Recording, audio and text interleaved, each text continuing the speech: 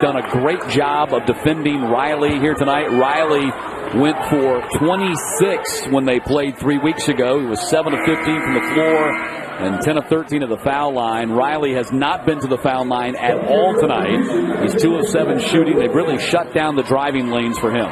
Jalen is trying to make things happen a little bit too quick and a little bit too much right now. Inbounds Padaris in a double team. Trying to get rid of it. Missed the shot. And Torrey Craig got the rebound. Just the 4th rebound for him in this game. He averages 7 a game. He's a great rebounder. There's another quick move. Miller the miss, but stayed with it and tipped it in.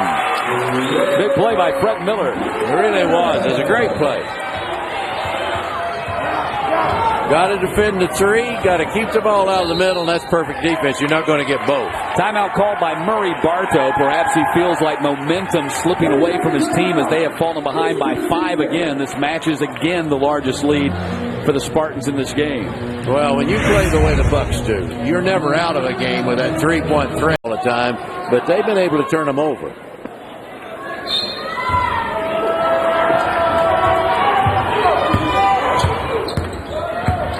Gadsden Gilliard working against the double team and banked it in. That was a nice shot off the glass by Gadsden Gilliard. Did not have a good angle. 250, 6'8", 255-pounder. What a move. Got some nimble big men on the floor, don't we? Speaking of which, right there, Ricardo Glenn with his 20th point of the night. And Jodd Maxey with a super pass from high to low. Maxey with the rebound. He's got 6 boards to go along with his 18 points. You don't want a quick shot here now. You want to take a good shot with some time off the clock. Time is not a big factor right now, but you need to make the defense work a little bit. Now the Bucks got to get one and done here. They cannot allow second chance opportunities. Blessing. Ball tipped out of bounds off the hands of the Spartans. Blessing, that was his first shot of the game. He's been on the floor the entire night, and that's his first shot. Well, he's played great defense, and he didn't need to take that shot. And right here, Blessing on Riley has been a big factor in this game. Yeah. He has stuck to Riley like glue. His lateral movement is exceptional. Rim out. Glenn now with 9 boards, 1 board shy of a double-double. A.J. Merriweather trying to get another turnover. Woo, what a play. And 1. No answer for Ricardo Glenn in this game as the Spartans have opened up their largest lead, 7, and Glenn will step up to the line and try to make it 8. This is what we call not individual play, great assisted basket. What's a great pass from Fred Miller? That's what you call an assisted basket, and that was big-time assist. Miller now with 6 assists in this ball game. Really solid line for Fred Miller. 6 points, 7 rebounds, 6 assists. I asked Coach Payne what about Fred Miller? You know what he said? Team player. Team player. What a thing to have somebody say about you. I love that. Well, he's been a big reason why they've won 8 of their last 11 games, despite the fact one of their star players, Ty Green, has been sidelined for most of that run with a broken hand. Well, Ty Green just needs to play defense, get himself back into the game. Don't try to force yourself back into the game. Riley on the drive, and a foul's called on Maxey. That's really the first time that Riley has been able to get into the paint. First time he's been able to draw a foul because Riley's going to the line for the first time here. Foul on Maxey was his 2nd. He ended up with a mismatch. That's the first time he's had one. He had Jodd Maxey, a 6'8" guy who's pretty good movement, but he's able to drive on a 6'8" guy easier than he can. The guys have been guarding him today. Riley coming off a 19-point performance in just 22 minutes in the 88-85 win at North Florida on Saturday. We mentioned he had 26 points against Upstate when they played 3 weeks ago. So this is a guy that can score some big-time points, but he has only 6 here tonight as he hits his first free throw. They've kept him out of the lane on the dribble. That's it. Now, how important is him getting into that lane? It's important for him to score some points, but it's going to open up the 3-point shot outside for him to kick.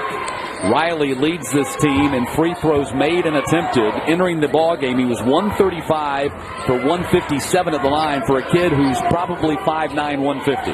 That's exactly. Yeah, you're giving him something there, probably. Craig right in the middle of that zone. Got the bounce in the roll. Well, that's a badly needed basket. Wide open in the lane. Just the third basket for Craig. Riley penetrates, kicks to Lester Wilson, misses the three. Craig got knocked off the rebound, and Green hustles to get to it. Great job by Ty Green. Great job of fighting the boards by all the Spartans. Game slipping away from the Bucks here. Well, the Spartans can shoot them back in by shooting too quick. Unless it's something really good, they don't need a quick shot. They made to make this defense move. Bucks playing man for man now.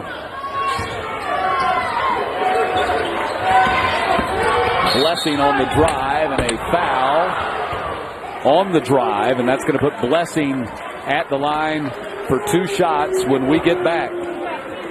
3:28 to play. The Spartans on top by 7.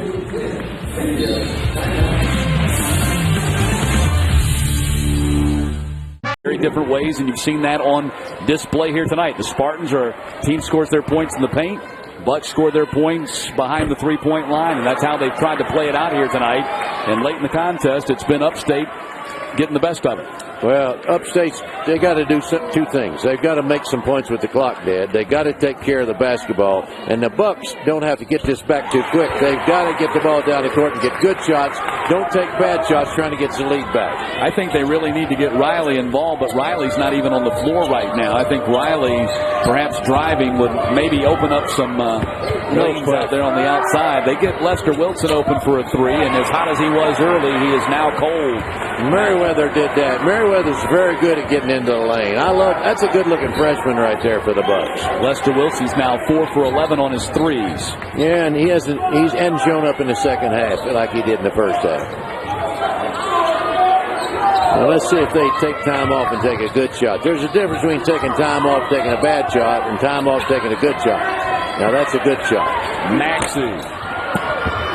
Rembert the rebound. Rembert now with 6 boards to go along with his team-high 25 points, and a foul is going to be called on the Spartans.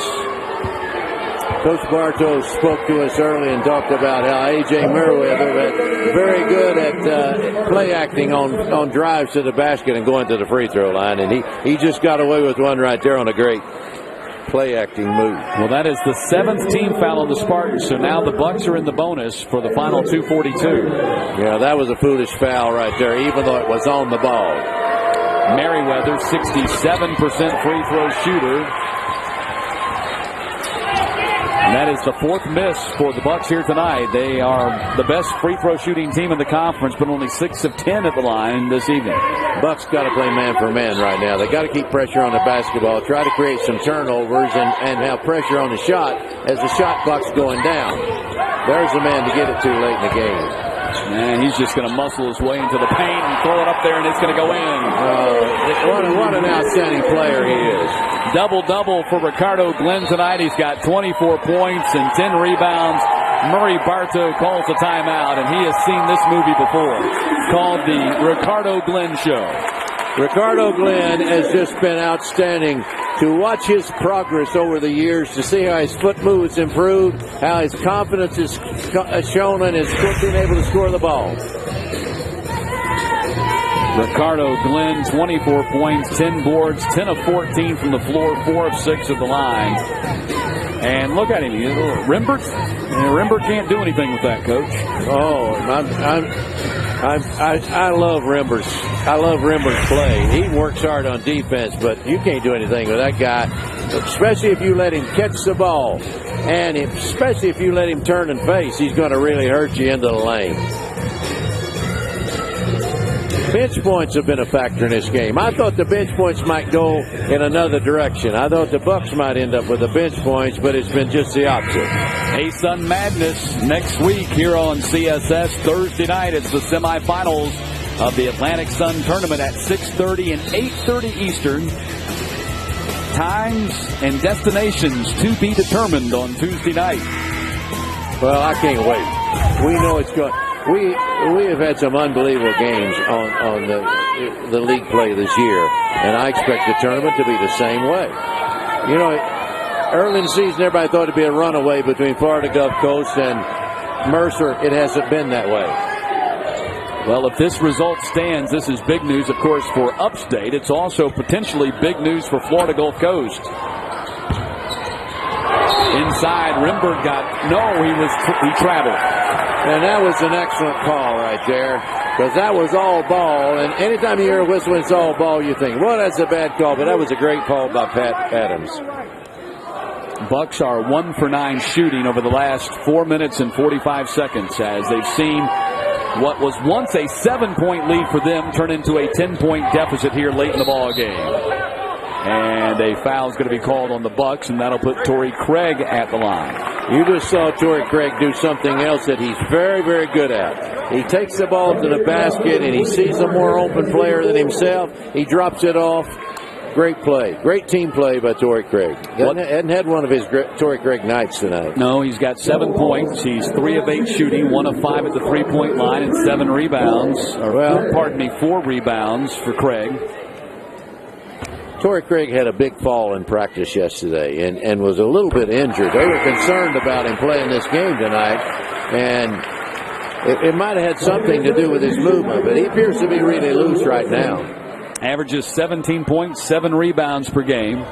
But despite what has been an off night for Torrey Craig, looks like the Upstate Spartans are going to get the win here tonight. As they've now opened up an 11-point lead, they will lock down the number 3 seed in the ASUN tournament. What this also means is if Florida Gulf Coast can win tomorrow, the Eagles will be the number 1 seed in the ASUN tournament. Florida Gulf Coast has had an up and down year, even though it's more up than down. Everybody thought they were going to go those high-flying dunks. They've been a very good defensive team that has failed miserably on the road at times this year, and we'll have to see how that works out getting late into the tournament. Well, they'll play at Northern Kentucky tomorrow. A win there will lock down the number 1 seed for Florida Gulf Coast, or a Mercer loss would also lock it down for them as well. Of course, Mercer could still end up as the number 1 seed if they were to win tomorrow while Florida Gulf Coast lost. So there's still so many possibilities, and really hard to go into them all. But the bottom line is we now know with 92 seconds remaining, barring a collapse here by East Tennessee State, the Spartans are going to be the number 3 seed. Well, yeah, the only thing could get anybody back in the game is points with the clock dead. You don't want to commit any foolish fouls right now. You want to get your hands up. You don't want to get your body on body, and you got to block out now and not give up any second chance opportunities. Now the situation gets a little bit more tenuous for East Tennessee State, at least for the moment. They are in the number 4 seed. They could end up being in as much as a 3-way tie with North Florida and Lipscomb. They swept the season series from North Florida, so they're favorable in that matchup. They split the season series with Lipscomb. Better get it across or call timeout, one of the two. Maxey does get it across to Glenn. And a foul called on Gadsden Gilliard that will put Glenn back at the foul line. He gets to add to his team-high total of 24. You know, Coach, they will say, well, why is he fouling? Well, you have got to still try to win the basketball game, and you've got to stop that clock. If they're going to be moved around, they're not going to take a shot. So that's why they foul. Gadsden Gilliard now has 4 fouls. Glenn with a miss. He's now 4 for 7 at the foul line in this game. Shooting in the 70% range, I like the fact. He doesn't have a good-looking shot, but when you can shoot in the 70, you're a pretty good free throw shooter. These Upstate seniors trying to send Eddie Payne off with his 175th win here at the Spartanburg School. Looks like they're going to get it here as they lead by 10. Bucks firing the 3. Rimberg sinks it to cut it to 7. Oh, is he something? Turnovers right now what they got to guard against.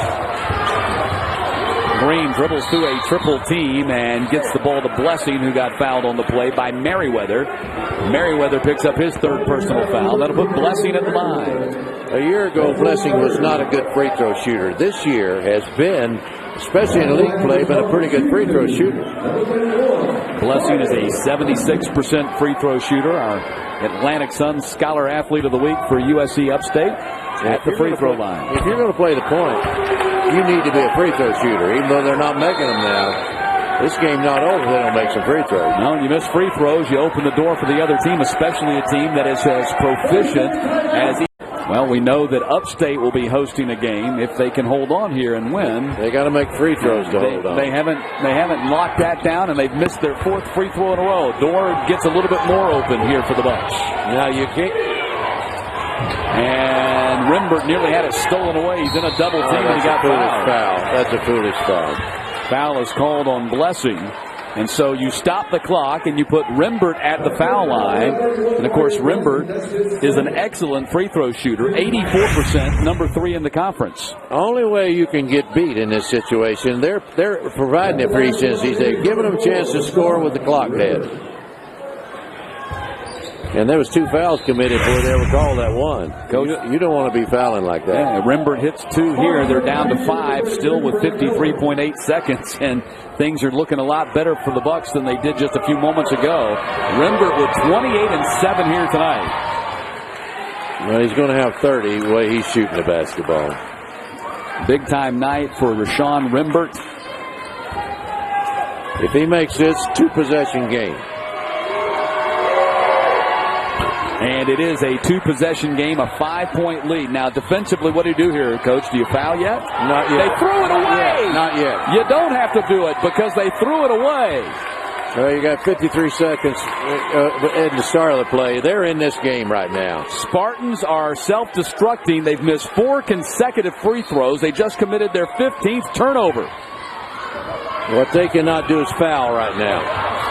Ball goes to Rimbert. Rimbert launches and buries it with 41.7. It's down to a 2-point game. Ahead to Green, and Green got fouled on the play by Merriweather. He did not intend to do that.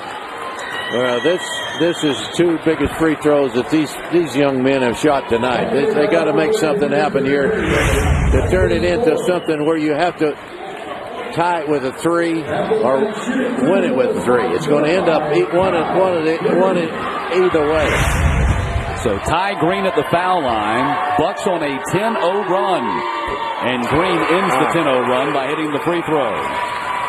Now the Bucks have got plenty of time here. They don't have to rush the shot.